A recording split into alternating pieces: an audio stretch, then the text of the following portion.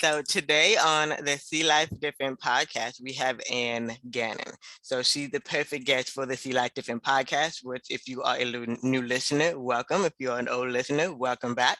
The See Life Different podcast is for women by women, and our goal is to inspire you, empower you, and educate you. In 2013, Ann Gannon was ranked 11th nationally in the Titleist U.S. Women's Amateur Rankings and was reigning Women's Eastern Amateur Champion in golf. So 9 years earlier in 2004, Ann turned pro, but quickly realized as she drove around the country that summer listening to CNBC and reading the Wall Street Journal that her true love was economics and business. And as the daughter of a lifelong entrepreneur, Ann knew her dream was to make a difference in the accounting world, not the golf course. She returned to school in 2004 to pursue her master's in accounting, and in 2007 was a licensed CPA working for one of the largest regional public accounting firms in Boston, Massachusetts. Now, she currently lives in Philadelphia, Pennsylvania, where my maternal family is from, and in 2012, she left that large public accounting firm to build her own called the Largo Firm, which specializes in over-delivering for entrepreneurs and business owners. And believes unprecedented growth is due to believing in providing a team of experts for clients at an affordable and flat fee rate, so that clients have a peace of mind that they know that they can call the Largo Group at any time. And also, during the early days of the pandemic, and pivoted to have the Largo Group provide hands-on support for the hospitality industry, which we all know was definitely in a fall and still is to this day. So Anne and her team still provide free offering to major corporations as well as individuals and small businesses that include the weekly check-in sessions to provide updates on everything they need to really keep their business up and afloat. So Anne has remained committed to providing that free education and assistance. And her belief is now is the time to powerfully write your comeback story. So we're going to talk about that. We're going to talk about her career, that huge pivot from golfing into the accounting world, and it is tax season. This episode is being recorded in March and April in the US. So we're going to talk about it, and even if you don't want to talk about it. So hi, Right. Ann. Thank you so much for being here. Hi. Yes, thank you so much for having me. It's a pleasure. Yes, and I love that you love what you do and you found what you wanted to do at such a young age. But what was that like? What was that like when you walked away from the golf course and you're just like, this isn't it? This isn't it. I I enjoyed it, but know it that was time's really over. hard, I think, at first, just because, you spend so much time and energy and, you think that that's really what you want to do forever. I think looking back, I realized that I was, like I said, always more curious about business. It really was a great way to meet a lot of entrepreneurs because a lot of business owners play golf and or entrepreneurs, dreamers play golf. So really met a lot of very interesting people along the way. But at the time it was a really hard decision because you feel like you wasted time. And it really was a long time before I even thought about that part of my past, kind of put it aside. And accounting is different and really didn't want to draw on those experiences in the accounting world. But what I realized, especially during the pandemic, is how the two are very connected, right? That, in sports, you get knocked down all the time and you have to find a way to pick yourself back up. And I think that anyone who went through COVID kind of feels the same way. So there's it was a good life lesson before COVID to have gone through all of the ups and downs of golf.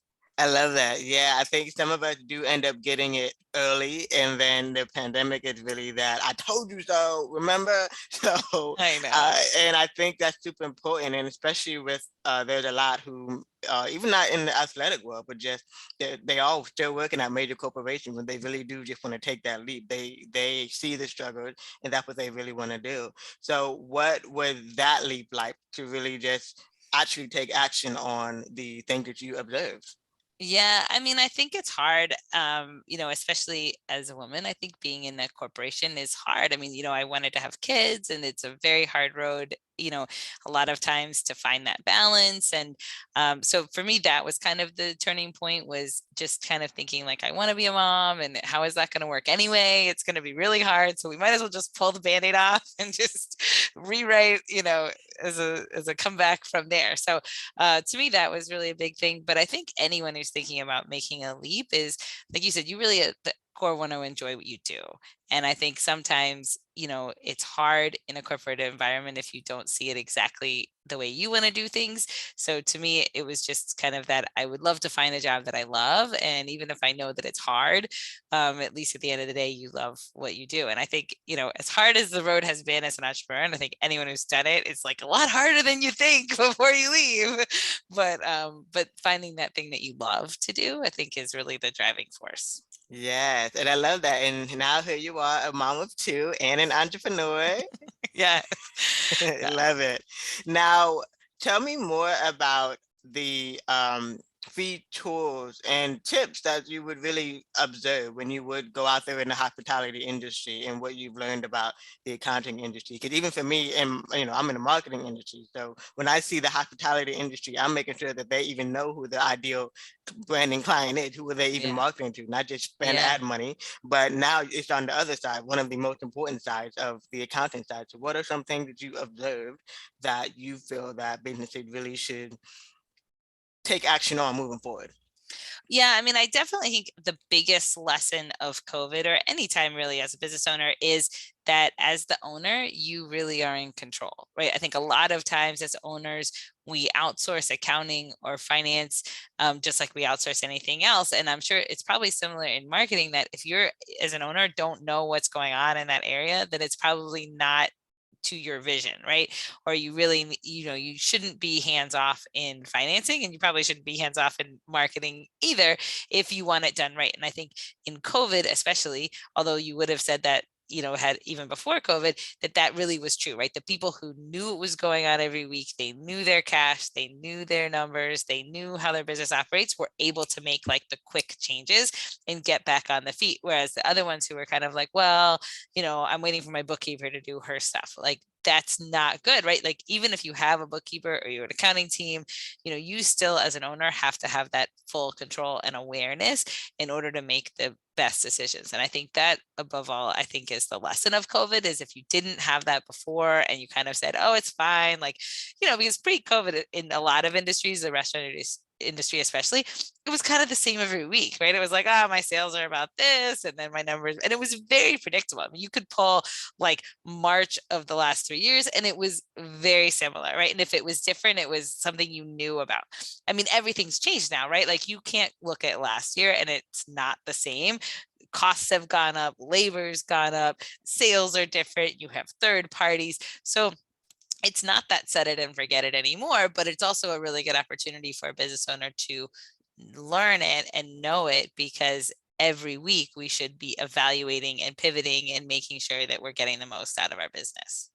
That's super important, especially since I'm thinking about all of us women out there, especially those who ended up either having different financial partners if it isn't their spouse, or they have a different CFO if it isn't their spouse. So that's super important. Also, of like yes, you have a CFO, even though money may not be your expertise, but still having at least an idea of what's going on. Just like as a mom, you go to school, you go to that school to know what's going on. Right. And it's very true to relate it to parenting, right? Because as a parent, even if you're not, an English expert, you want to know what they're doing in class so you can follow up at home. Same is true as a business owner, right? Like you can't just say, oh, it's not my problem, because inherently it's your baby, right? I think your business is your child just as much as your child is. And so you have to have that, communication and awareness. So that's a great analogy. Yeah, yes. And so speaking of technology, there's so many tools out there now that also have made it easier to really, until it is really time to go to your CPA and your accountant and your bookkeeper. But what are some technology tools or apps that you recommend to help them keep, an eye on their numbers? I mean, I think anything that, yeah, like you said, is time saving is, I think, first of all, I would say not being afraid of technology. I think a lot of times as business owners, it's like, well, I've always done it this way, so I'm always going to do it this way, and I don't need, to invest money in technology.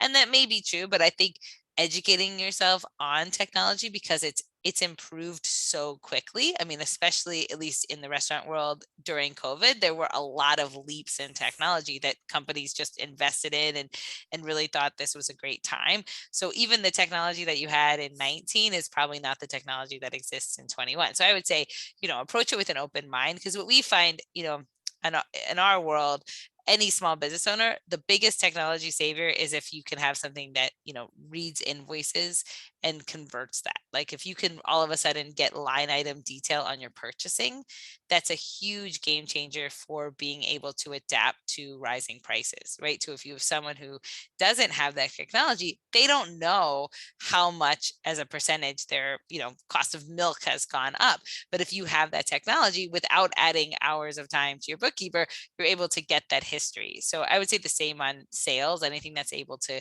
get customer data and things like that. Because the more data you have, the easier it is to analyze.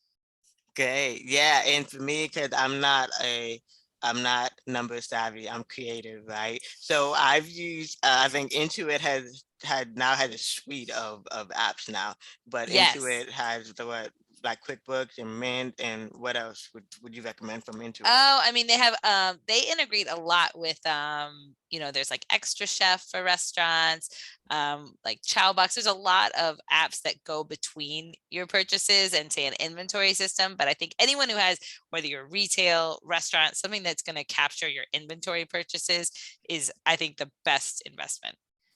Great. Yeah, that's super important.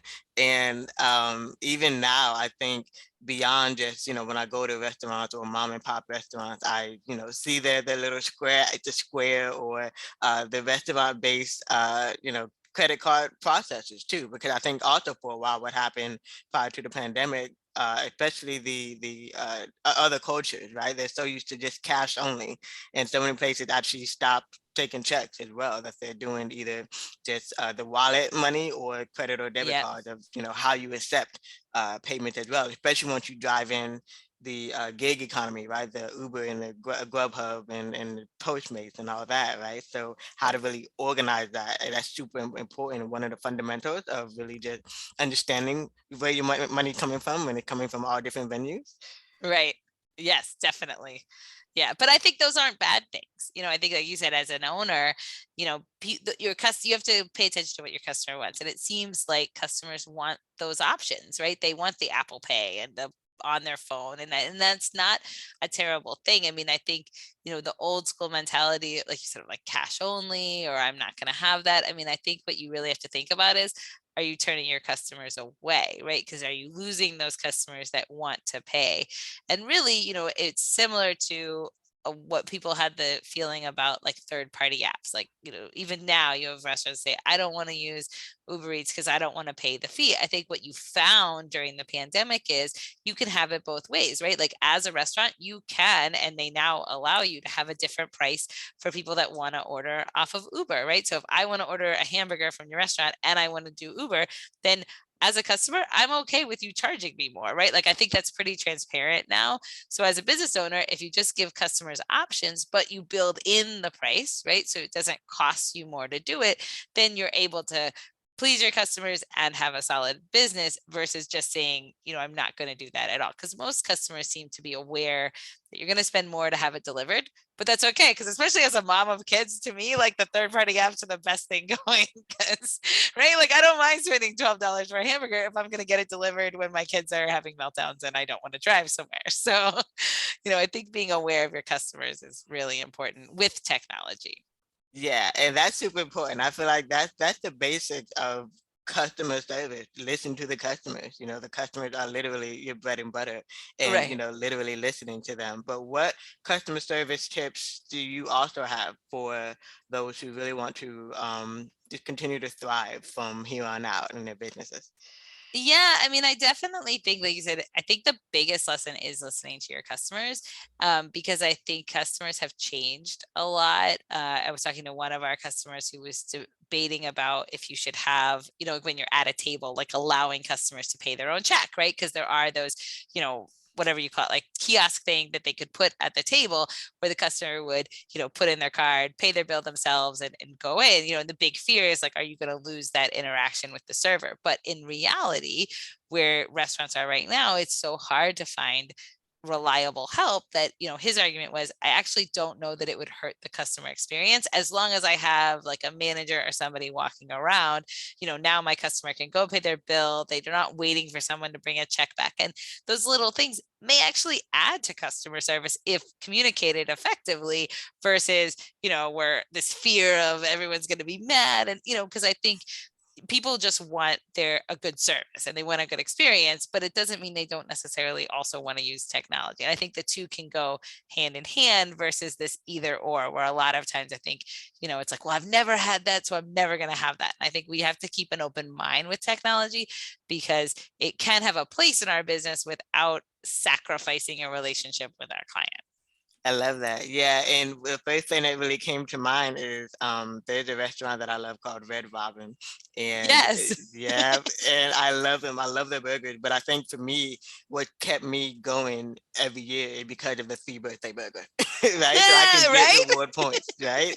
And what I realized, I think the last time I went, it wasn't a birthday. I think I had acquired enough points to just go, just because. Yeah. And at first, it was my first time really kind of sitting at a restaurant. Most of the time I'm ordering out anyway. So I sat there, and so I was like, so how do I pay? Just use this thing right in front of you and Right. you're good to go. I'm like, oh, okay, great. And it was fine because I'm It like, was I'd rather fine be in though. and You out weren't anyway. like offended. No, it's a good thing. Yes, yes. So that's super important too, not being afraid of change and not being afraid of, the good thing that technology brings. Yeah. Yes, exactly. I love it. Now, you actually are so passionate about this that you wrote a book called Never Again, An Entrepreneur's Guide to Creating a Resilient Business During the COVID-19 pandemic, or even pandemics in the future. I feel like that book is going to be so relevant from here on out. But tell me more about that book. What really inspired you to write the book, and what are some pointers and maybe some of your favorite reviews that people have said what they loved about the book? Yeah, so I felt like it was a really good time to tell the story because, just in our model compared to other CPAs, I had like a front row seat to what was happening in real time. Whereas a lot of CPAs, just because the model of, not talking to their clients till the end of the year, it took 6, 8 months till they really realized what was going on. Where for us, it was as real for us as any of our customers because we're a flat fee monthly model. I didn't know if our customers would pay their bill for our business in April 2020. So it really was like, guys, we're all in it together. Let's figure this out because we all want to survive this, right? And so we really had this urgency about us to say like, okay, I know you probably as a business owner don't care about looking at 2020, right? Or 2019 right now, right? Because we're in spring 2020. So we really need to figure out how to get you through next week and not worry about how we've always done it. But we, have this accounting knowledge. How can we help you pivot and help you know your cash flow and really help you look at your business as we're going to move forward and just all get through it together. So, I felt like it was a good time last year to tell that story because what amazed me were the business owners who were able to get through the pain, right? Because it was a really painful time and a really frustrating time and beyond their control. And like you talk about so much the mindset. I mean, you had some business owners who were able to get out of bed and go to work and just see a path forward. And you had others that weren't. And I think that was the fundamental difference. There were some who were like, this is going to be great. I'm going to get market share. I'm going to have a restaurant in every corner by the end of this, like, in it to win it. And then you had others who just could not get past looking backwards, right? And I think that is the fundamental difference. But the ones that were able to, I mean, I feel like 10 years from now, when they finally get back to calm, they will look back and go, oh my God, like when you look at what you were able to overcome, who would have ever thought that you'd have a restaurant where you literally knew there was zero revenue for the next month? Like, and there was nothing you could do about it, right? Like, depending on where you were, like, it's not like, oh, let's go market. Like, no, it's zero. So starting there and being able to survive and come out of it, I mean, it's amazing to me how strong they were. Yeah, that's super important, and I'm so glad you wrote the book. And it even reminded me, I had a marketing client they were trying to start their restaurant right before the pandemic happened, and so it never ended up being a complete project on my end because finances, right? But I remember I was trying to just kind of keep them. I mean, I didn't want their pages to really go dormant, right? Just because there's so many other restaurants who just really pivoted to memes or whatever needed to do to maybe make it more fun and just kind of still build the traction. And so I remember just kind of saying that. I'm like, well, don't stop now, even though the restaurant isn't ready yet. I mean, keep talking about the story, keep sharing the photos that you already have. Like, don't stop.